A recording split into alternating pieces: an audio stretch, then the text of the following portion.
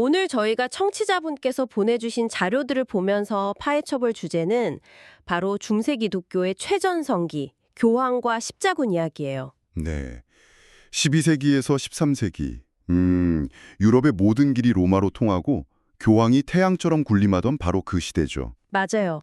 흔히 중세를 그냥 암흑시대라고 한마디로 정의하곤 하잖아요. 네, 그렇죠. 근데 이 자료들은 그게 얼마나 좀 단편적인 시각인지 잘 보여줍니다. 오히려 인간의 열망이 가장 뜨겁게, 뭐랄까요, 가장 수직적으로 분출했던 시대라고 할 수 있죠. 수직적 열망이요? 그 흥미로운 표현이네요.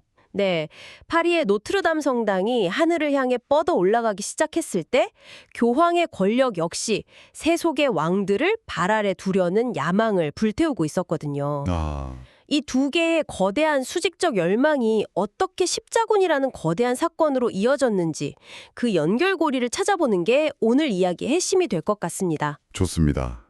듣기만 해도 흥미진진한데요. 그럼 이 거대한 야망의 첫 번째 상징, 바로 고딕 성당 이야기부터 시작해 볼까요? 네, 좋죠. 교회가 어떻게 지상에서 가장 강력한 힘을 갖게 되었는지 그 비밀이 어쩌면 이 건축물 안에 숨어 있을 것 같네요. 충분히 그럴 수 있습니다. 자료를 보면 정말 놀라운 게 12, 13세기 프랑스에서만 500개가 넘는 고딕 성당이 지어졌다고 해요. 네, 500개요.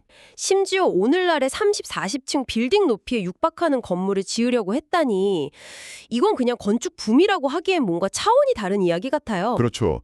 대체 왜 그랬을까? 이런 질문이 나올 수밖에 없죠. 이 사람들은 왜 이렇게까지 하늘에 닿고 싶어 했을까요? 바로 그 지점입니다. 이건 단순한 유행을 넘어서 돌로 만든 거대한 정치적, 신학적 선언문이었던 거예요. 선언문이요? 네, 자료에 인용된 한 수도원장의 말을 보면 그 의도가 아주 명확하게 드러나는데요. 하나님의 은혜로 낮은 곳에서 고상한 차원으로 신비하게 들리우는 기분을 느끼게 하고 싶었다는 겁니다. 아, 뾰족한 아치, 스테인드 글래스를 통과하는 빛, 수직으로 솟아오른 기둥들, 이 모든 게 방문객을 압도하면서 그냥 위를 보게 만드는 거죠. 그렇군요. 땅 위 일은 보잘것없고 저 높은 곳에 진짜 세계가 있다. 이걸 온몸으로 느끼게 하는 장치였던 셈이네요. 정확합니다. 성당에 들어서는 순간 자연스럽게 교회의 권위, 신의 권위를 그냥 체감하게 만드는 거대한 시각적 장치였던 거죠. 이 자료의 분석이 정말 흥미로운데요. 이런 수직적 열망이 당시 교황청의 야망과 정확히 포개진다는 거예요. 네네. 마치 쇠락하는 신성 로마 제국 황제의 권력 위로 교황의 권력이 우뚝 솟아오르는 모습을 그대로 건축물로 표현한 것 같다는 거죠. 그리고 그 정점에 바로 이노센트 3세라는 교황이 있었습니다. 이 인물. 이 사람은 정말 대단해요. 스스로를 하나님보다 아래, 인간보다는 위라고 칭했거든요. 와. 만인을 심판하지만 아무에게도 판단받지 않는다는 선언은 그의 자신감을 단적으로 보여주죠. 심지어 유럽의 왕들한테 편지를 보내서 교황이 태양이라면 왕들은 그 빛을 받아 빛나는 달과 같다고 말할 정도였으니까요. 듣기만 해도 오만함이 느껴질 정도인데요. 근데 이전 교황들과는 다른 점이 있었다면서요. 네, 바로 그 점이 핵심입니다. 그냥 신앙심 깊은 수도사가 아니라 아주 현실적인 인물이었다고요. 맞아요. 이노센트 3세 같은 12, 13세기의 강력한 교황들은 대부분 교회법 학자 출신이었습니다. 교회법 학자요? 네, 그러니까 교리를 논하는 신학자가 아니라 교회의 법과 행정을 다루는 정치 전문가였던 거죠. 아하. 그들은 감정이나 신앙에 호소하는 대신에 교회의 영적 권위를 어떻게 하면 가장 효과적인 정치적 무기로 사용할 수 있는지 아주 잘 알고 있었던 겁니다. 교황이 왕들을 달처럼 부릴 수 있었단 그 강력한 무기. 저도 자료를 읽으면서 정말 무섭다고 생각했는데 바로 파문과 성모금령이었죠. 네, 먼저 파문. 이건 개인을 향한 무기입니다. 근데 이게 단순히 너 이제 우리 교회 나오지 마 이런 수준이 아니에요. 그렇죠. 당시 사람들한테는 영적인 사형 선고나 다름없었습니다. 구원의 가능성이 완전히 차단되는 거니까요. 근데 더 무서운 건 현실적인 효과였어요. 현실적인 효과라면요? 파문당한 사람은 법정 증언도 계약 체결도 할 수 없고요. 심지어 죽어서 교회 묘지에 묻힐 수도 없었습니다. 사회적으로 그냥 없는 사람, 유령 같은 존재가 되어버리는 겁니다. 그런데 파문이라는 게 정말 그렇게 효과적이었을까요? 일국의 왕 정도 되면 교회에서 쫓겨나도 내 권력은 그대로다. 이렇게 버틸 수도 있지 않았을까요? 충분히 그렇게 생각할 수 있죠. 하지만 중세 사회의 핵심을 이해해야 합니다.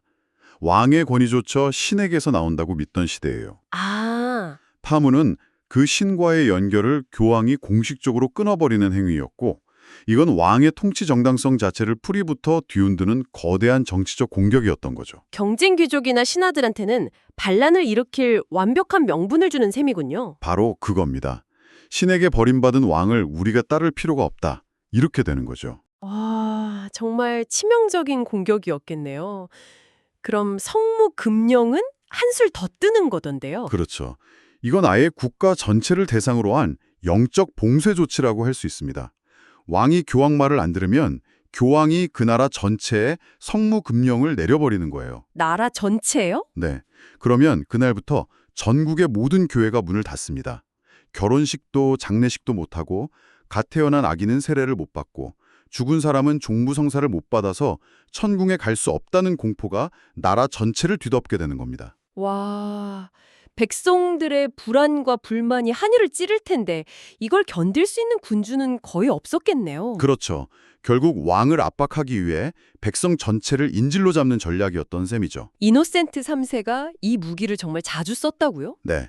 자료에 따르면 재위 기간 동안 무려 85번이나 사용하거나 사용하겠다고 위협했습니다. 85번이요? 네.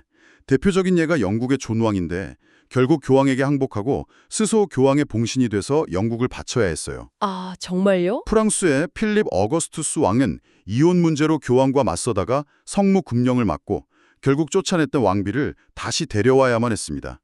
이쯤 되면 교황이 유럽의 실질적인 지배자나 다름없었죠. 이렇게 교황이 유럽 군주들을 쥐락펴락할 수 있는 절대적인 권력을 손에 쥐었을 때 그 힘을 어디에 쓰고 싶었을까요? 네. 자료는 그 거대한 야망이 유럽을 넘어 중동으로 향했다고 말합니다. 바로 십자군 원정이라는 이름으로요. 맞습니다. 십자군 원정은 이 교황권의 절정기에 터져나온 가장 거대하고 또 가장 모순적인 사건이었습니다. 교황 우르반 2세의 연설을 보면 당시 분위기를 짐작할 수 있는데요. 그는 성지 회복이라는 거룩한 명분과 함께 아주 세속적인 욕망도 자극합니다. 어떤 식으로요? 당신들이 사는 땅은 좁고 척박하지 않은과 그러니 젖과 꿀이 흐르는 저 땅을 저 흉악한 족속들로부터 빼앗아 당신들의 것으로 만들어라. 이렇게요. 와, 굉장히 직접적이네요. 영적인 구원과 물질적인 보상을 동시에 약속한 거군요. 바로 그거죠. 그 연설에 군중들이 데우스 볼트, 하나님이 원하신다라고 외쳤다는 대목이 정말 인상적이었어요. 네, 데우스 볼트. 이 한마디가 앞으로 벌어질 모든 일들을 정당화하는 마법의 주문이 되어버린 거잖아요. 정확합니다. 여기서 성전, 즉 거룩한 전쟁이라는 개념이 폭발적으로 등장하는 게 중요해요. 아, 이전까지 기독교의 전쟁과는 어거스틴의 정당한 전쟁 개념에 기반했는데 거기엔 최소한의 조건들, 예를 들어 비전투원은 보호해야 한다는 원칙 같은 게 있었거든요. 네네. 하지만 신이 원하신다는 열광 앞에서는 그런 원칙들이 그냥 무의미해졌습니다. 오히려 적을 잔인하게 죽일수록 신을 기쁘게 하는 행위가 되어버린 거죠. 잠깐만요. 자료에 나오는 이 묘사들은 정말 충격적이네요. 원정 초기부터 유대인들을 학살하고 심지어 이슬람 교도들의 시체에서 금은을 찾고 인육을 요리해 먹었다는 목격담까지 나와요. 네, 그 기록이 실제로 남아있죠. 한 십자군 병사가 남긴 양념한 공작보다 맛있다는 기록은 이건 전쟁의 잔혹함을 넘어선 완전히 다른 차원의 이야기 같습니다. 성전이 광기가 되는 건 정말 한순간이었습니다. 그 절정이 바로 제1차 십자군이 예루살렘을 함락했을 때의 모습이죠. 아, 자료의 묘사를 보면 솔로몬 성전의 피가 참가자들의 무릎과 말꼬피 높이까지 넘쳐 흘렀다고 되어 있습니다. 상상조차 하기 힘든 대학살극이 벌어진 거죠. 정말 끔찍하네요. 그런데 더 소름 끼치는 건 그 다음입니다. 그들은 피로 물든 손을 씻고 성묘교회에 모여서 감격의 눈물을 흘리며 신에게 감사의 기도를 드렸다는 거예요. 세상에. 이 모습이야말로 당시 사람들의 신앙과 폭력이 얼마나 귀괴하게 결합되어 있었는지를 가장 잘 보여주는 장면이라고 생각합니다. 정말 아이러니하네요. 어쨌든 그 끔찍한 대가로 1차 십자군은 유일하게 성공했다는 평가를 받으며 예루살렘 왕국을 세웁니다. 네, 유일한 성공이었죠. 하지만 자료는 이후에 원정들이 점점 더 이상한 방향으로 흘러갔다고 지적해요. 특히 1차와 4차 원정을 집중적으로 비교하는데 이게 성공과 타락의 극적인 대비를 보여주는 것 같아요. 네, 제4차 십자군 원정은 십자군의 타락을 상징하는 사건이라고 할 수 있습니다. 이들은 애초에 성지로 갈 생각도 별로 없었어요. 그럼 왜 떠난 건가요? 원정 비용을 대주기로 한 베네치아 상인들의 꼬임에 넘어간 거죠. 빚을 갚는다는 명목으로 같은 기독교 도시인 자라를 공격해 약탈합니다. 같은 기독교도를 공격했다고요?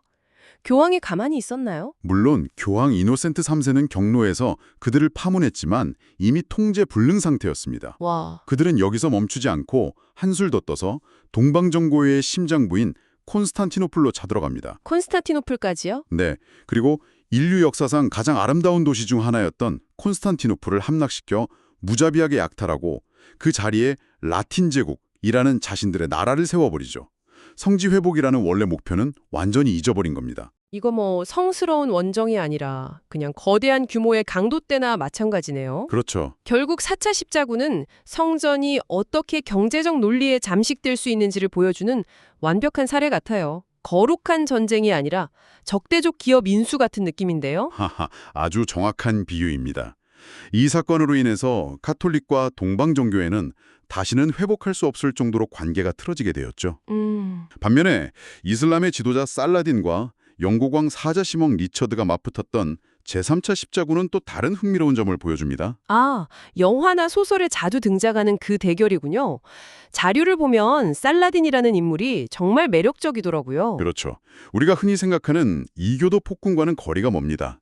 매우 실용적이고 관대한 지도자였어요. 네. 자료에도 나오지만 그는 피 흘리는 것을 피하라라는 말을 즐겨 썼고 심지어 적이었던 리처드 왕에게 자기 누이와 결혼하면 팔레스타인을 결혼 선물로 주겠다는 파격적인 제안까지 할 정도였어요. 와, 정말이요? 대단하네요. 결국 3차 십자군은 막대한 돈과 인명만 낭비한 채 기독교 순례자들의 자유로운 성지 방문을 보장하는 선에서 휴전으로 마무리됩니다. 그러고 보니 십자군 원정이 진행되면서 면죄의 개념도 점점 이상하게 변해갔다고 하던데요. 아, 중요한 포인트입니다. 이게 나중에 종교개혁의 불씨가 되었다는 지적도 있고요. 네, 맞습니다.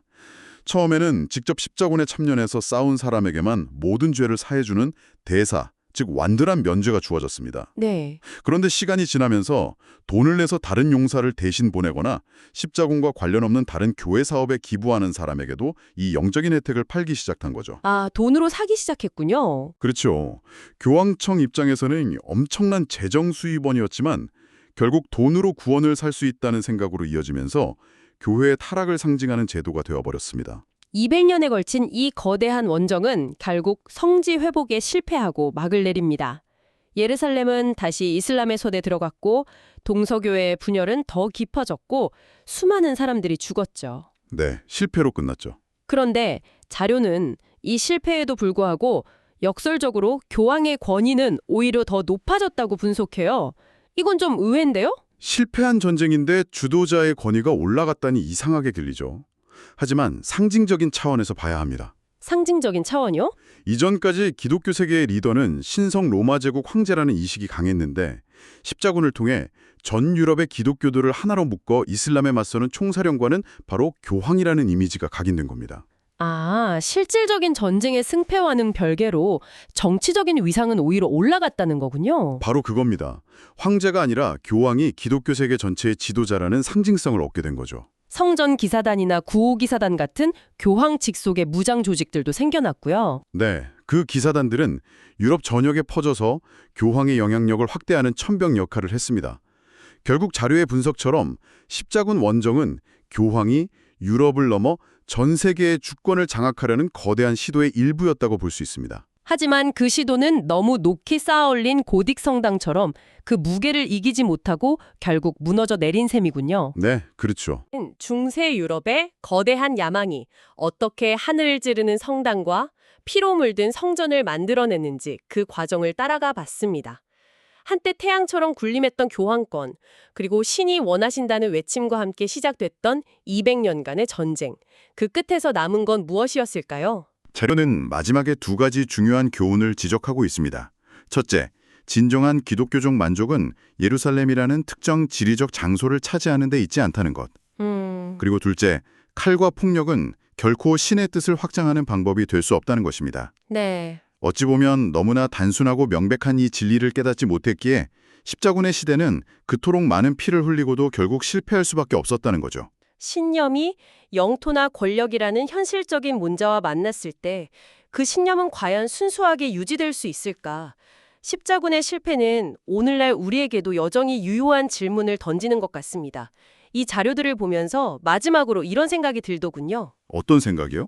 어쩌면 그들이 그토록 높이 성당을 지었던 이유는 땅 위에서 벌어지는 자신들의 잔혹한 현실로부터 어떻게든 눈을 돌리고 싶었던 건 아닐까 하고요. 청취자분께서도 한번 생각해 보시면 좋겠습니다.